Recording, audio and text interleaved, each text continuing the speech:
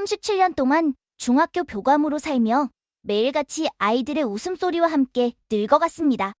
이름을 불러주는 아이들의 목소리, 분필가루가 날리던 교실, 그리고 종이 울릴 때마다 뛰어나가던 발소리까지 모두 제 삶이자 일상이었습니다. 하지만 59이 되던 해, 저는 처음으로 그 익숙한 세상 밖을 바라보았습니다. 교단을 떠나야 할 때가 온 것이었죠. 명예퇴직이라는 단어는 처음엔 낯설었지만 점점 제 마음속 불안을 덮어 가던 달콤한 현실이었습니다. 코로나로 뒤섞인 학교, 매일같이 쏟아지던 민원, 무너지는 체력, 그리고 지쳐가는 아내의 건강, 모든 것이 저를 떠밀었습니다. 그렇게 37년의 교직 생활에 마침표를 찍던 날, 아이들이 건네준 서툰 꽃다발을 품에 안고 돌아오던 길은 유난히 길고 무거웠습니다. 그날 밤 조용한 거실에 앉아 창밖 어둠을 바라보다 문득 이런 생각이 스쳤습니다. 이제 나는 무엇으로 살아가야 할까? 평생 아이들만 바라보며 달려온 인생. 하지만 정작 나 자신을 위해 준비한 것은 아무것도 없었습니다. 그러던 어느 봄날 아내가 조심스럽게 이야기를 꺼냈습니다. 여보, 태희 남편 기령이가 모텔 사업으로 정말 대박났대요. 처음엔 웃어넘겼습니다. 나 같은 교육자가 모텔이라니 어딘가 어울리지 않다고 생각했죠. 하지만 조카사위 기령이가 보여준 매출 장부석 숫자는 제 평생 본 적 없는 세계였습니다. 삼촌, 하루 매출이 1,000만 원이에요. 믿기시나요? 그 말 한마디가 번개처럼 제 마음을 쳤습니다. 그날 이후로 저는 자꾸 바다를 꿈꾸게 되었습니다. 해운대의 파란 바다, 눈부신 간판 불빛, 그리고 현금이 매일 들어오는 사업이라는 말에 달콤한 울림이 머릿속에서 떠나지 않았습니다. 이번 한 번만이라도 나도 인생을 바꿔보고 싶다. 그 욕심이 제 안에서 아주 천천히, 그러나 분명히 자라나고 있었습니다. 며칠 뒤 기령이에게서 전화가 걸려왔습니다. 그의 목소리는 한결같이 자신감에 차 있었습니다. 삼촌, 이번엔 놓치면 안 돼요. 해운대 바로 앞이에요. 제가 직접 인테리어한 모텔인데 하루 매출이 2,000만 원을 넘어요. 2,000만 원이라니 교감 시절 한 달 월급의 몇 배 되는 돈이 하루 만에 생긴다는 말이었습니다. 저는 처음엔 믿기지 않았습니다. 하지만 그가 보여준 사진 속 풍경은 너무도 현실적이었죠. 창문 너머로 펼쳐진 푸른 바다, 로비에 가득한 사람들, 그리고 예약 마감이라며 웃는 젊은 직원들의 얼굴. 그 모든 것이 마치 이제 당신도 이런 삶을 살 수 있다고 속삭이는 듯했습니다. 며칠 후 저와 아내는 부산으로 향했습니다. 기령이가 운전대를 잡고 창밖에는 눈이 시릴 만큼 파란 해운대 바다가 펼쳐졌습니다. 그 바다를 바라보던 아내가 중얼거렸습니다. 여보, 저기 봐요. 바다 냄새가 참 좋네요. 뭔가 새 출발 같아요.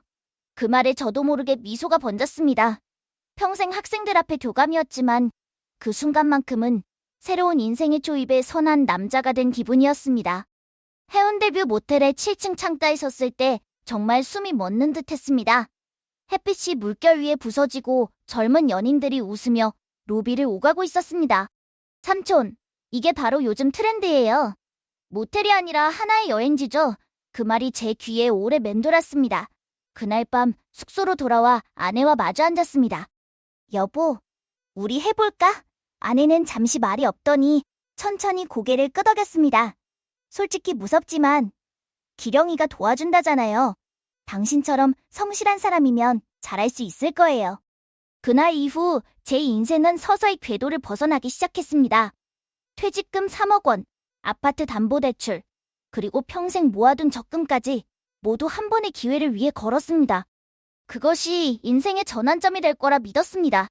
이제는 남이 시키는 일 말고 내 이름으로 된 간판을 걸자. 그 결심이 제게는 마치 청춘을 다시 돌려받은 듯한 착각을 안겨주었습니다. 그러나 그때는 몰랐습니다. 그 화려한 간판 불빛 뒤에 얼마나 깊고 어두운 그림자가 도사리고 있는지를요. 2021년 5월 15일, 제 생애 가장 큰 서류에 서명을 했습니다. 손이 떨려 펜끝이 종이 위를 비틀거렸지만 가슴은 이상하리만큼 벅찼습니다. 드디어 내 사업을 시작하는구나. 37년 동안 남의 지시에 따라 움직이던 교직의 울타리에서 벗어나 이제는 제 이름으로 된 간판을 단다는 생각에 숨이 벅차올랐습니다. 송정해수욕장 근처 7층짜리 건물. 총 35개의 객실. 바다가 보이는 뷰, 그리고 송정뷰 모텔이라는 이름까지 직접 정했습니다. 아내는 조심스레 말했죠. 여보, 정말 우리가 이런 걸 해낼 줄 몰랐어요. 저는 웃으며 대답했습니다. 우리 평생 일만 했잖아. 이제 조금은 우리 인생을 살아보자. 하지만 그 설렘의 뒤편에는 알지 못했던 수많은 절차와 계산이 기다리고 있었습니다. 중개업소는 매출 장부를 내밀며 말했습니다. 성수기엔 하루 1,500만 원 이상도 나옵니다. 3년이면 원금 회수 가능합니다. 그 말 한마디에 저는 다시 마음을 굳혔습니다. 독화사회 기령이는 인테리어를 맡겠다고 했고 요즘은 SNS용 디자인이 필수라며 자신있게 설명했습니다. 처음엔 2억이면 충분하다고 했던 인테리어 비용이 공사가 진행될수록 3억으로 그리고 세금까지 더해 23억이 훌쩍 넘었습니다. 하지만 이미 돌아갈 수 없었습니다. 삼촌, 걱정 마세요. 투자한 만큼 결과가 따라올 겁니다. 기령이의 그 말에 저는 다시 용기를 냈습니다.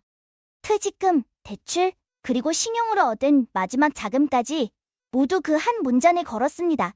이제 진짜 시작이다. 3개월의 공사 끝에 완공된 모텔을 처음 본 날, 저는 말문이 막혔습니다.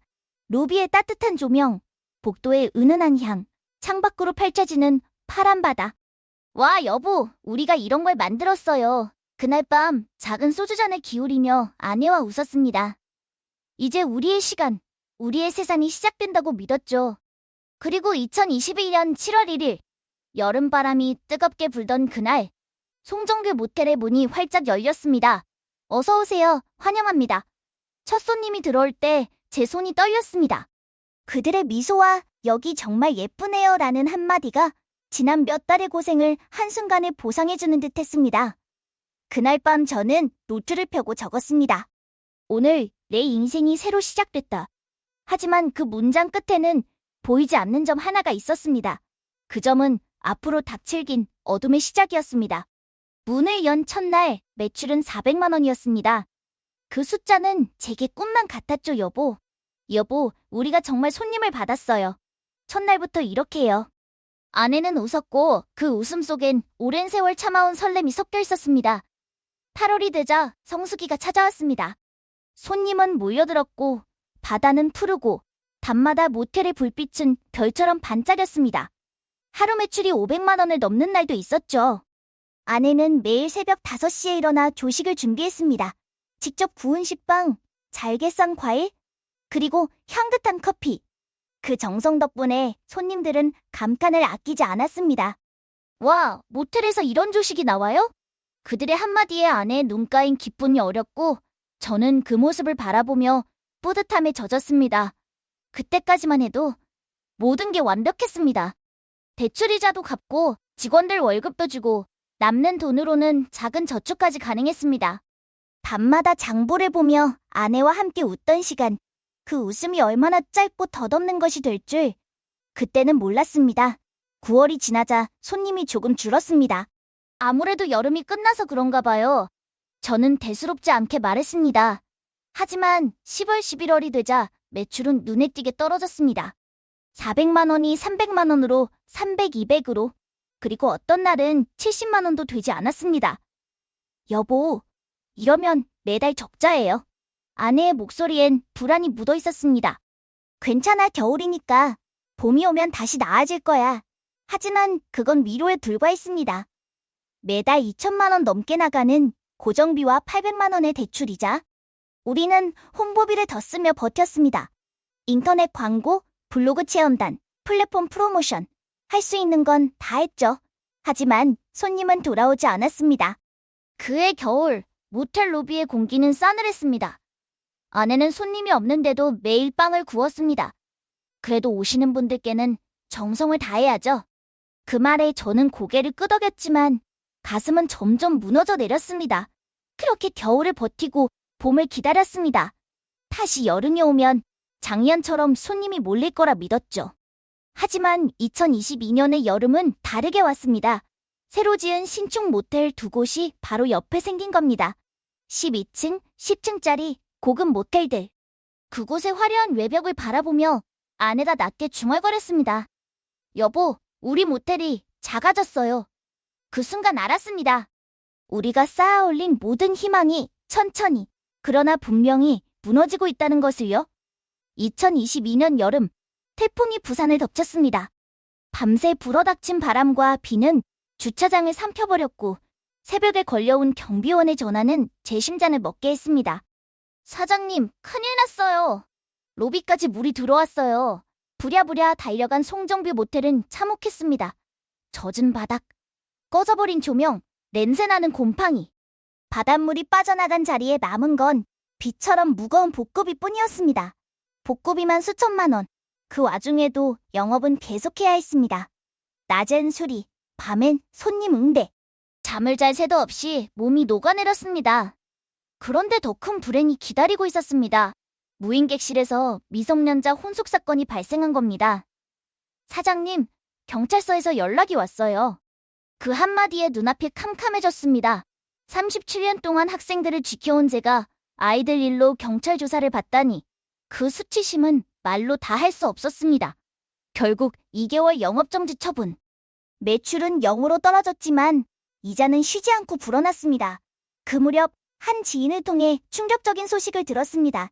윤 선생님 모텔, 원래 그 정도 매출 아니었어요. 매도자가 장부를 조작한 거래요. 순간 머리가 하얘졌습니다. 그럼 그날 내가 본 그 두꺼운 장부는 전부 거짓이었단 말인가?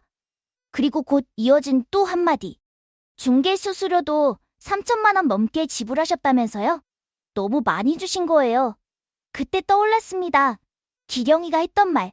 삼촌, 수수료는 이 정도는 줘야 일이 깔끔하게 진행돼요. 저는 떨리는 손으로 전화를 걸었습니다. 기령아, 너 수수료 받았니? 한참의 침묵 끝에 돌아온 대답. 죄송해요. 삼촌, 조금 받긴 했어요. 2천만 원이요. 그 말에 손에서 전화기가 떨어졌습니다. 믿었던 가족에게 조카 사위에게 속았다는 사실은 세상의 모든 소리를 삼켜버릴 만큼 쓰라렸습니다. 그 뒤로 일은 급속히 무너졌습니다. 적자는 쌓이고 대출은 눈덩이처럼 불어났습니다. 결국 모텔을 팔 수밖에 없었습니다. 23억 넘게 들인 건물이 16억에 팔렸습니다. 남은 건 7억 5천만 원의 빚, 그리고 무너진 자존심뿐이었습니다.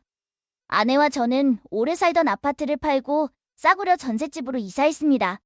이사 첫날 빈방 한가운데 앉아 아내가 말했습니다. 그래도 우리 살아있잖아요, 여보. 그 말에 저는 그만 울음을 터뜨렸습니다. 한없이 초라해진 63세의 남자가 그 말에 모든 걸 다 잃은 듯 울었습니다. 지금 저는 근처 중학교에서 야간 경비로 일합니다. 저녁 5시부터 새벽 6시까지 교문을 지킵니다. 아이들이 등교하던 그 교문 앞에서 이제는 그들의 발소리를 들으며 문을 열고 닫습니다. 아내는 편의점에서 밤을 지새웁니다. 서로 다른 밤, 같은 피로 속에서 살아갑니다. 새벽 6시, 근무를 마치고 돌아오는 길, 편의점 앞에서 나오는 아내와 마주칩니다. 서로 눈이 붓고 손이 떨리지만 웃으며 인사합니다. 오늘도 고생했어요. 그 짧은 인사가 하루 중 가장 따뜻한 순간입니다. 이제 저는 제 실패를 기록합니다. 퇴직 후 투자 실패의 원인과 예방법, 그 모든 걸 전자책으로 쓰고 있습니다. 누군가 내 이야기를 듣고 같은 실수를 하지 않길 바라며 내가 무너진 그 자리를 누군가의 길잡이로 남기고 싶습니다. 인생은 참 잔인하지만 동시에 묘하게 다정합니다.